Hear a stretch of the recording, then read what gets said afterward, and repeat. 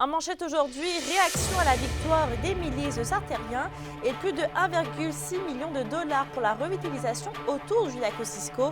Le TVA Nouvelle Midi commence maintenant.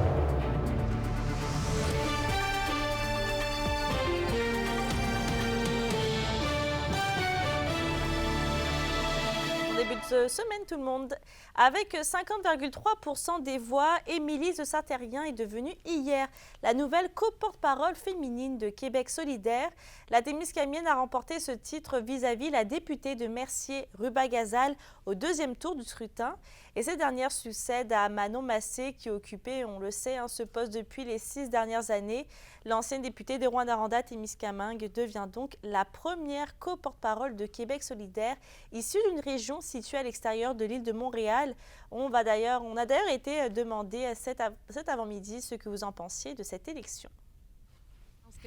Ben oui, parce que les gens d'ici ont des racines, ils ont les mêmes valeurs que nous autres, puis ils se battent pour nous autres. Fait que oui, je pense que oui. Toute la planète, tous les enjeux, moi, je la trouve excellente. J'aimerais vraiment ça qu'elle ait sa place. Je sais qu'elle a déjà été au Parlement, là, fait que déjà, c'est pas pire. Elle est rendue là, c'est à cause qu'elle doit faire l'affaire. Pas sûr. Pas sûr? Qu'est-ce que tu comment il pensait à ce Québec solidaire, toi? T'sais, en quelque part, là. Ça n'a pas passé non plus la dernière fois. Mais ça ne passera pas le prochain coup non plus, je pense pas. Ben oui, c'est une bonne nouvelle. Ça va nous représenter, nous autres, en Abitibi. Elle peut faire la job pareil sans être élue. Oui puis non. Disons qu'elle a quand même des camps de qualité. Oui, c'est une bonne nouvelle. Ben, en tout cas, je sais pas, mais on va voir avec le temps. La question du jour TVA, une présentation de Mobilier Bélan qui vous offre depuis plus de 50 ans un service de qualité et un grand choix de matelas mobilier électro au prix compétitif que vous recherchez. Et à la question du jour, on vous demande, pensez-vous que la victoire d'Émilie The Sartérien aura un impact sur les enjeux de la région? Pour voter et commenter, rendez-vous au tvaabitibi.ca. Québec investit plus de 1,6 million de dollars afin de concrétiser plusieurs projets d'aménagement autour du lac Kosciuszko à Rouyn-Noranda. Et Kimberly, c'est la première fois qu'une somme d'argent aussi importante a été annoncée pour revitaliser ce lac. Oui, Mélissa, d'ailleurs, c'est le ministre régional de l'Abitibi-Témiscamingue, Jean Boulet, qui en a fait l'annonce. Et pour cette occasion, la salle du conseil municipal était pleine à craquer, ce qui prouve que beaucoup de gens attendaient avec intérêt cette annonce aujourd'hui. Et dernièrement, on parlait beaucoup de nettoyer le lac Kosciuszko, mais aujourd'hui, on confirme que plusieurs projets sont en développement pour que le lac devienne plus attirant. On n'a pas beaucoup de détails pour l'instant, mais le ministre responsable de l'Abitibi-Témiscamingue et la mairesse de Rouyn-Noranda, Diane Dallaire, confirment que ce seront surtout des projets récréotouristiques et éducatifs, autant pour les enfants que les adultes. Mon Dieu, il va y avoir du récréo touristique, il va y avoir de l'aménagement, de la réhabilitation, de la valorisation. Les tenants et aboutissants de chacun des projets vont être définis et annoncés plus tard, mais tout ça s'inscrit dans la volonté de tout le monde de travailler ensemble, en collaboration, pour s'assurer que le lac Kosciuszko demeure central et permette la vitalité de tout notre territoire. Et Mélissa, on le rappelle, il y a beaucoup d'acteurs impliqués dans ce projet de revitalisation du lac Kosciuszko. Le collectif Territoire qui mène justement ce dossier veut miser sur les projets en culture scientifique. Donc, plusieurs élèves vont pouvoir participer à un programme pour les informer sur le lac Kosciuszko et donner leurs idées également. Il y a aussi le Centre local de développement qui travaille à une démarche de concertation des partenaires pour favoriser le récréotourisme. De plus, le lac Kosciuszko occupe une place très importante pour Rouyn-Noranda, selon la mairesse Diane Dallaire. Le lac Kosciuszko, c'est un joyau au cœur de la ville. Et ce qu'on va faire ici, c'est certain que moi, je le dis souvent qu'on va être un modèle. On va l'être parce que, en tout cas, un modèle de mobilisation, certainement, parce que tous les acteurs travaillent en ce sens-là. Puis le lac, on veut le redonner aux citoyens. Pour le conseil de ville, c'est un projet phare. Alors, on travaille en ce sens-là. Le ministre Jean Boulet, justement, se déplace cet après-midi à l'Université du Québec en Abitibi-Témiscamingue, au campus de Rouyn-Noranda, pour d'autres annonces importantes. Donc, je serai justement sur place et je vous reviens avec un reportage complet au TVA de 18h. Et on fera le point tout à l'heure. Merci, Kimberly. Au plaisir.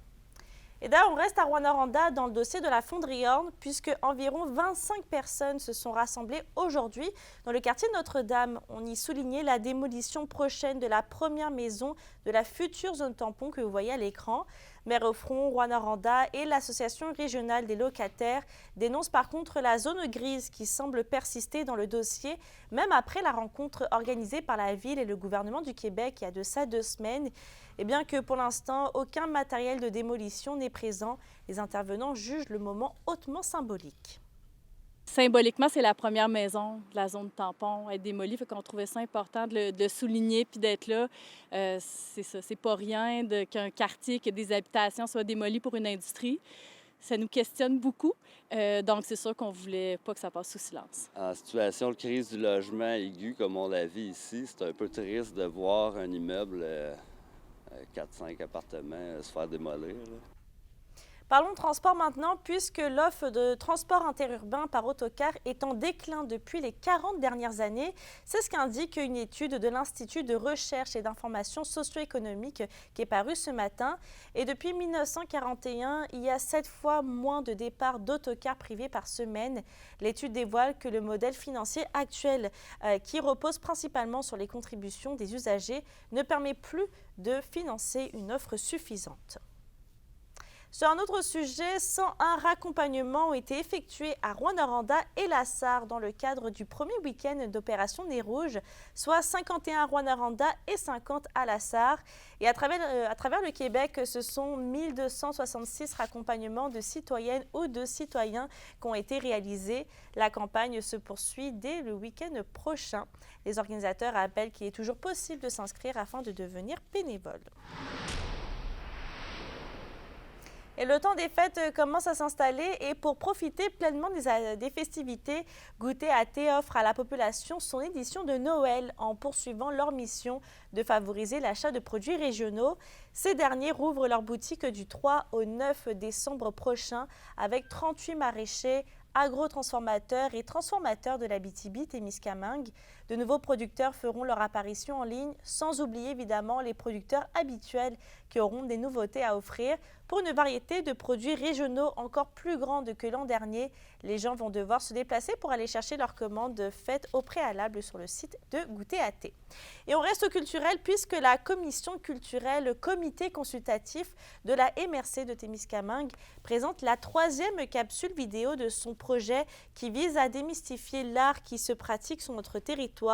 Par le biais de ces capsules, les artistes témiscamiens ont la chance de présenter la pratique artistique qui les anime. La 3e capsule dévoilée présente le travail d'Émilie B. Côté et dépeint un portrait de l'artiste et de sa démarche artistique afin de bien saisir la genèse de son travail de création. Et ce sont 10 karatékas du club karaté-do de Val-d'Or, Amos et La Corne qui ont pris part à la compétition régionale de Maniwaki. Le sensei Kent Ouellet s'est démarqué avec des médailles d'or en kata et en combat chez les 18 ans et plus. Et cette compétition marquait aussi les débuts de Marie-Stella Bellardini dans la catégorie junior ceinture noire. Sur ses réseaux sociaux, le club qualifie sa fin de semaine de triomphe exceptionnel. Et toujours dans les arts martiaux, le judo était à l'honneur cette fin de semaine à Val-d'Or. Ce samedi 25 novembre se tenait la compétition régionale du club Juvaldo au centre multisport Fournier. Et ce sont 70 participants représentant les clubs de Ville-Marie, La Sarre, Rwanda, Le Bec-sur-Quivillon et Val-d'Or qui ont participé à l'événement.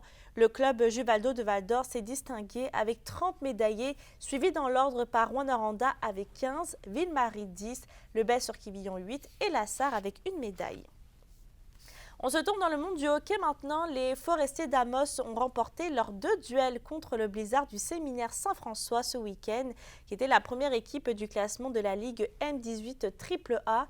Les hommes de Sean Lanoux ont d'abord bien commencé la fin de semaine avec une victoire de 3-1. Et de retour à l'action samedi, les Forestiers ont récidivé et ont conclu leur soirée de travail avec une victoire de 4-3. Jean-Simon Marcil a réalisé 20 et 21 arrêts lors des 2 matchs et le défenseur Émeric Carbonneau s'est pour sa part démarqué avec 3 points durant la fin de semaine. Dans la LHMQ, malgré de bonnes performances, les Foreurs de Val-d'Or ont été blanchis à 2 reprises en 3 matchs dans les Maritimes. Le Vert et Or s'est d'abord incliné 5-0 vendredi soir à Acadie Bathurst contre le Titan. Ils étaient de retour à l'action samedi et les Foreurs ont joué les troubles fêtes en l'emportant 3-2 contre les Highlanders à Charlottetown. Et dimanche, malgré un match qui se voulait serré contre les Sea Dogs, les hommes de Maxime Desruisseaux ont essuyé un cuisant revers de 6-0. Du côté des Huskies, ils reviennent des Maritimes avec 2 points sur une possibilité de 6. Le premier affrontement de leur périple s'est amorcé vendredi à Moncton. Et malgré un match serré, la Meute s'est inclinée 6-5 contre les Wildcats. Les hommes de Martin Dagenet se sont quand même rattrapés samedi en ne faisant qu'une bouger des Sea Dogs. Le match s'est conclu par la marque de 4-0 en faveur des visiteurs. Et dimanche, les Huskies auraient aimé finir sur une bonne note, mais ils se sont quand même inclinés 6-2 contre le Titan à Acadie Bathurst. Pour une nouvelle importante à nous communiquer, contactez-nous nouvelles au pluriel à commercial-rncmedia.ca, par téléphone 1-866-463-4636 et notre site web tvaabitibi.ca.